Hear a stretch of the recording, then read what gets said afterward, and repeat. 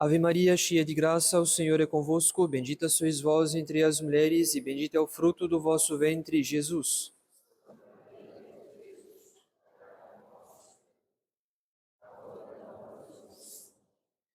Em nome do Pai, do Filho e do Espírito Santo. Amém. Queiram sentar-se.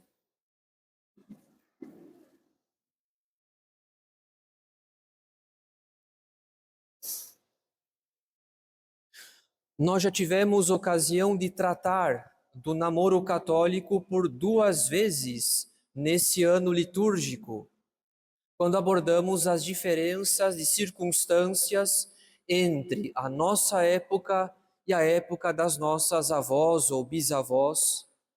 Pois enquanto hoje existe uma situação de grande liberdade nos encontros entre o rapaz e a moça, em épocas passadas o namoro ocorria sempre na presença do pai da moça, na sala de casa, sob a vigilância da família da moça. Quando abordamos as diferenças entre a nossa época e a época das nossas avós ou bisavós, nós insistimos a respeito daquilo que deveria permanecer, aquilo que deveria continuar existindo, mesmo que as circunstâncias entre uma geração e outra não sejam as mesmas. E aquilo que deve permanecer, aquilo que deve continuar existindo, é a presença paterna, ou seja, o pai que aconselha a filha, que exorta a filha, que previne a filha contra eventuais erros e enganos causados pelo apego desordenado a alguém. E na medida que a figura paterna, nas circunstâncias de hoje, muitas vezes é uma figura ausente, a moça, mas também o rapaz, enfim, qualquer jovem católico deveria pedir conselho a uma outra figura que exerce uma verdadeira paternidade espiritual, a saber, o padre. Pois ninguém melhor que o padre para ajudar um rapaz ou uma moça a discernir, sob a luz da graça, se um certo namoro pode ou não pode render bons frutos. Se um certo rapaz ou se uma certa moça está pronta para iniciar um namoro. Se a outra pessoa tem qualidades que dão esperança de um bom matrimônio e assim por diante. Então ninguém melhor que o padre para ajudar um rapaz ou uma moça a discernir todas essas questões. Hoje devemos abordar uma outra questão, ainda mais necessária que o hábito de tomar conselho antes de se tomar uma decisão importante na vida, como o início de um namoro. Mais importante ainda que tomar conselho, seja com o próprio pai, seja com aquele que exerce uma paternidade espiritual. Mais importante ainda que tomar conselho é rezar. Pois um bom católico sempre faz uma decisão importante na vida ser precedida pela oração.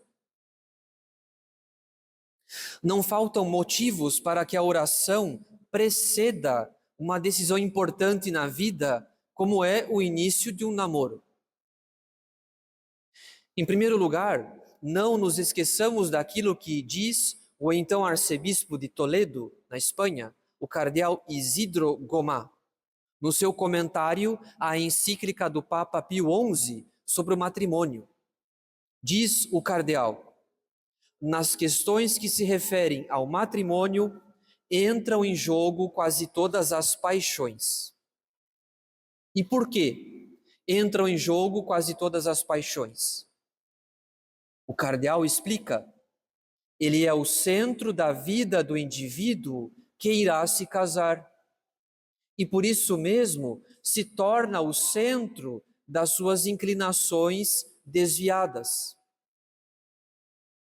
Todo aquele que pretende se casar percebe que o matrimônio é o estado de vida no qual ele vai realizar a sua felicidade. Depois de casado, esse indivíduo terá provavelmente uma moradia própria, uma vida própria.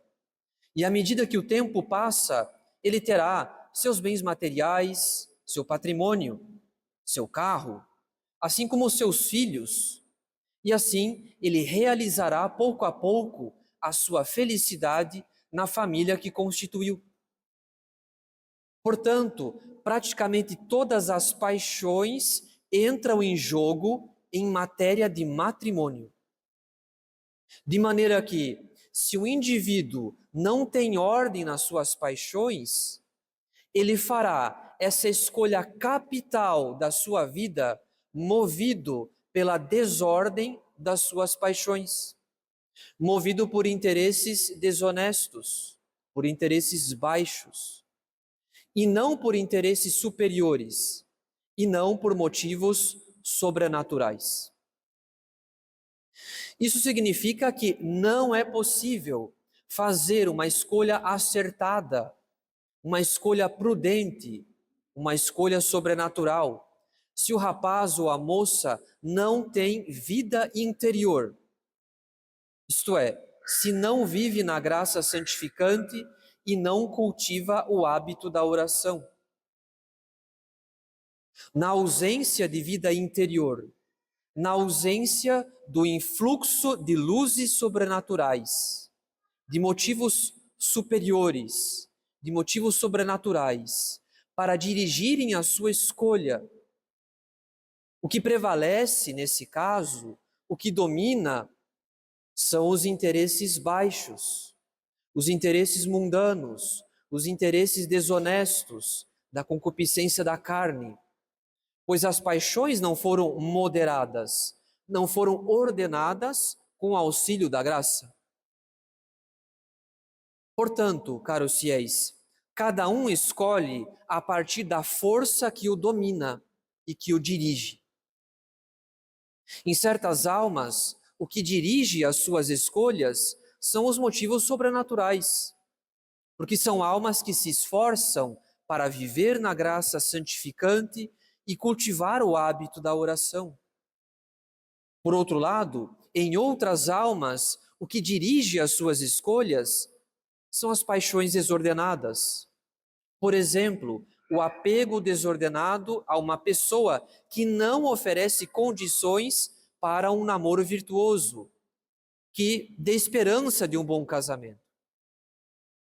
Então, se a força que domina certas almas são as paixões desordenadas, essas mesmas paixões conduzirão essas almas a uma má escolha, que acrescentará não apenas pecado sobre pecado em suas vidas, mas também ilusões, frustrações, raivas, decepções e outros tantos maus sentimentos. Ora, não basta que uma alma tenha uma instrução religiosa suficiente, pois uma má escolha não resulta apenas da falta de instrução, da falta de conhecimento da moral católica a respeito do namoro e do casamento. Nada disso. Uma alma pode ter uma excelente instrução religiosa e mesmo assim tomar uma péssima decisão, pois por causa da nossa natureza ferida pelo pecado original, nós nem sempre executamos aquilo que cremos. Nós nem sempre levamos a bom termo as nossas convicções. Pelo contrário, por causa da nossa natureza ferida pelo pecado original, nós necessitamos do auxílio da graça, a fim de fortalecer a nossa vontade e executar com firmeza uma ação virtuosa, apesar da nossa fraqueza, apesar da nossa fragilidade. A nossa natureza ferida sempre nos inclina para o vício, para o pecado. E apenas o auxílio da graça pode salvar a nossa vontade de fazer aquilo que não podemos e que sabemos ser contrário à lei de Deus. Portanto, caros fiéis, não sejamos ingênuos. A instrução cristã pode ser boa, mas a vontade é sempre fraca sem o auxílio da graça. Além disso, em segundo lugar, a oração deve preceder uma decisão importante, como o início de um namoro, por causa da finalidade do namoro. Afinal, o namoro nada mais é que a devida preparação para o matrimônio. É um tempo de conhecimento, de discernimento, de séria e prudente examinação da outra pessoa. Se possui qualidades de inteligência, de coração, enfim, se possui virtude para se tornar o futuro marido de uma moça ou a futura esposa de um rapaz. É certo que os namorados adquirem afeto um pelo outro durante o namoro, e esse afeto tende a crescer à medida que cresce a estima mútua e a profunda confiança de um pelo outro. Porém, o afeto deve ser uma consequência do conhecimento da outra pessoa. Ou seja, o afeto deve ter por fundamento as qualidades da alma do outro, mais que as suas qualidades externas ou físicas, como a aparência ou o aparato. Não há dúvidas que as qualidades externas ou físicas contam para causar o afeto, mas elas não são o mais importante. O namoro católico em nada se assemelha aos relacionamentos de novelas para adolescentes, pois na ficção, das séries e dos filmes, o que importa são as paixões, o que importa é a liberdade para se viver um romance, uma paixão desordenada. Não há nenhum outro objetivo para além disso.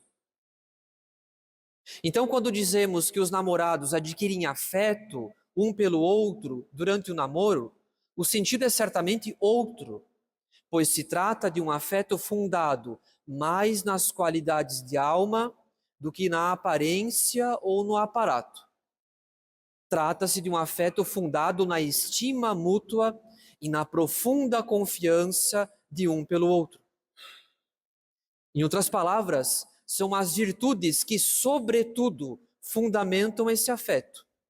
O que mais encanta, o que mais atrai, o que mais causa admiração são as qualidades de inteligência e de coração, são as boas intenções, enfim, são as virtudes do outro que mais despertam e alimentam o afeto. Porém, se o namoro é um tempo de discernimento para o matrimônio, não só um tempo de muito afeto, se o namoro é um tempo de discernimento para o matrimônio, nós sabemos que o matrimônio católico não é apenas a união entre o homem e a mulher. O matrimônio católico é também um sacramento, ou seja, um canal da graça, que eleva a união dos cônjuges ao plano sobrenatural, que faz os cônjuges participarem da união entre o Cristo e a Igreja. Isso significa que nosso Senhor elevou o matrimônio para se tornar um estado de vida capaz de conduzir toda a família à salvação eterna. Então, essa é a finalidade última do matrimônio: a salvação eterna do casal e dos filhos que a providência se dignar conceder ao casal.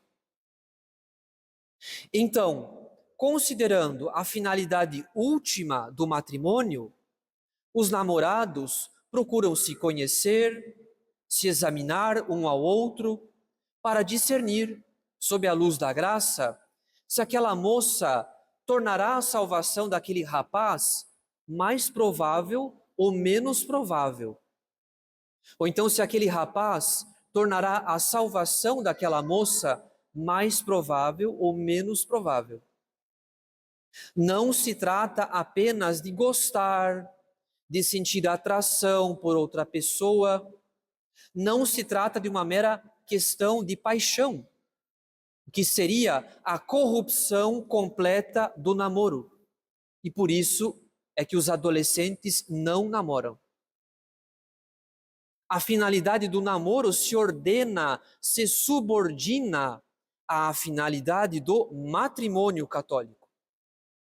Se o fim último do sacramento do matrimônio é garantir a salvação eterna dos cônjuges e dos próprios filhos, então o namoro católico não pode ser um simples romance, pois é um tempo de discernimento, ou seja, se a outra pessoa tem qualidades de inteligência e de coração, se a outra pessoa tem o mínimo de virtude para tornar a salvação de ambos mais provável e garantir também a salvação dos filhos, que a providência se dignar conceder. Portanto, caros fiéis, se o matrimônio católico é uma instituição divina, sobrenatural, é um sacramento, os meios para se chegar a esse estado de vida também devem ser sobrenaturais. E o primeiro deles é a oração. Quem não pede a Deus a graça de um bom discernimento, quem não alimenta na sua alma o santo temor de Deus, decidindo algo tão importante sem recorrer ao auxílio da graça, essa alma arrisca não apenas a sua salvação eterna, mas já nessa vida uma infelicidade sem fim, por causa de um matrimônio frustrado com a pessoa errada, no momento errado e pelos motivos errados. Um fim sobrenatural exige meios sobrenaturais. E quanto mais elevado for um certo fim, mais insistentes e perseverantes devem ser as nossas orações. Por fim, em terceiro lugar, a oração deve preceder uma decisão importante, como o início de um namoro, por causa da promessa de nosso Senhor, quando Ele diz: pedi e se vos dará, buscai e achareis, batei e vos será aberto. Na verdade, nosso Senhor já previu, desde toda a eternidade, quem será a moça com que um rapaz vocacionado ao matrimônio irá se casar, assim como quem será o rapaz com quem uma moça vocacionada ao matrimônio irá se casar. Nosso Senhor já conhece, na sua sabedoria infinita, quem é essa pessoa. E como nosso Senhor quer a nossa salvação, Ele nos dá não apenas o fim sobrenatural, mas Ele dispõe também os meios. Ele prevê e dispõe as graças e tantos outros bens naturais em vista da nossa salvação. Portanto, se um rapaz ou uma moça católica quiser escolher bem, sem se enganar de pessoa, esse rapaz ou essa moça deve pedir, e pedir bastante, pois se trata de uma grande graça, num tempo de crise como o nosso. Trata-se de uma grande graça encontrar uma pessoa virtuosa, que frequente os sacramentos e cultive o hábito da oração, sendo que os rapazes têm uma tendência maior à evasão do sacramento da confissão, mais do que as moças. Então, se uma moça achou um rapaz que se confessa com frequência e comunga com frequência, essa moça pode ter a garantia que achou uma pérola rara, mesmo em ambientes ditos tradicionais. Portanto, quem reza pouco, obtém pouco, e quem não reza, não obtém nada. A nossa vida, as nossas escolhas, o nosso futuro e a nossa eternidade dependem da oração. Se receberemos ou não as graças que nosso Senhor nos predeterminou, desde toda a eternidade, escolhendo assim a pessoa certa, isso depende, sobretudo, da oração. Mas agora nos resta um último argumento: a oração durante o tempo de namoro, que é ainda mais importante que a oração antes de se iniciar o namoro. Afinal de contas, durante o namoro, o rapaz e a moça deverão se encontrar com certa regularidade. E isso durante um período relativamente longo, pois o namoro e o noivado podem durar razoavelmente em torno de 2 anos. Ora, à medida que o afeto entre ambos cresce, ainda que se trate de um afeto fundado nas virtudes um do outro, é certo que a concupiscência também cresce, especialmente nos momentos dos encontros, ainda que sejam guardadas todas as precauções para não haver nenhum pecado contra a castidade. Então, o único modo de se preservar a virtude, a lucidez e a paz de consciência em circunstâncias tão delicadas, o único modo consiste em garantir a oração entre os namorados. Não basta que os namorados cultivem, cada um na sua casa, a oração, a própria vida de oração. Convém maximamente que eles rezem juntos e que a oração seja uma parte integrante dos encontros de final de semana. Pois se o demônio certamente visitará os encontros com as suas sugestões de pecado, com as suas tentações, convém que o Espírito Santo visite por primeiro os encontros e dirija os encontros com a luz da sua graça.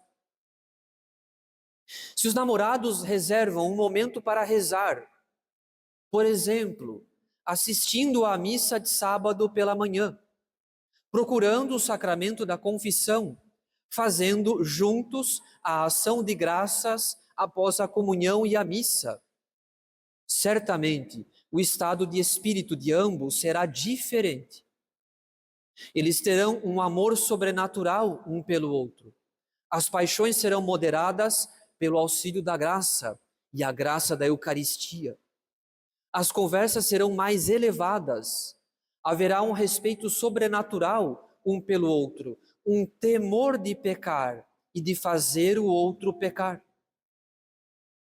Porém, se faltar oração entre os namorados durante o tempo de namoro, se eles nunca se derem ao trabalho de rezar juntos, se eles sequer frequentam o mesmo rito da missa, isso já prepara uma das maiores desgraças do matrimônio, a saber, a família que não reza. Pois uma família que não reza é o primeiro passo para que a própria oração particular de cada um desapareça em algum momento. E que depois a frequentação dos sacramentos também desapareça. Então é do máximo interesse dos namorados que eles rezem juntos, pois eles farão isso a vida inteira.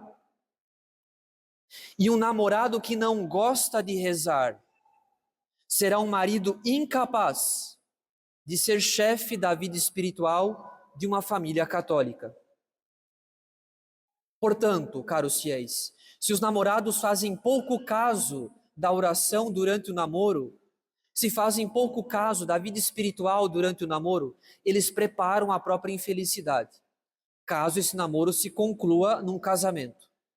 Sem o auxílio da graça, ninguém pode corrigir os próprios defeitos. Sem o auxílio da graça, ninguém pode praticar as virtudes sobrenaturais. Como podem os namorados pretender chegar ao matrimônio sacramental sem ter construído, sem ter preparado esse estado de vida pela oração? Como podem visar um estado de vida do qual depende a salvação eterna dos cônjuges, sem ter preparado esse estado de vida pela oração. Se Maria, irmã de Marta, escolheu a melhor parte, como diz nosso Senhor no Evangelho, quem não reza certamente escolheu a pior parte. Escolheu a própria infelicidade nessa vida.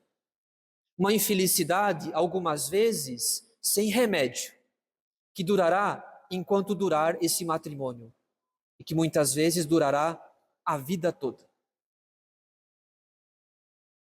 Em nome do Pai, e do Filho, e do Espírito Santo. Amém.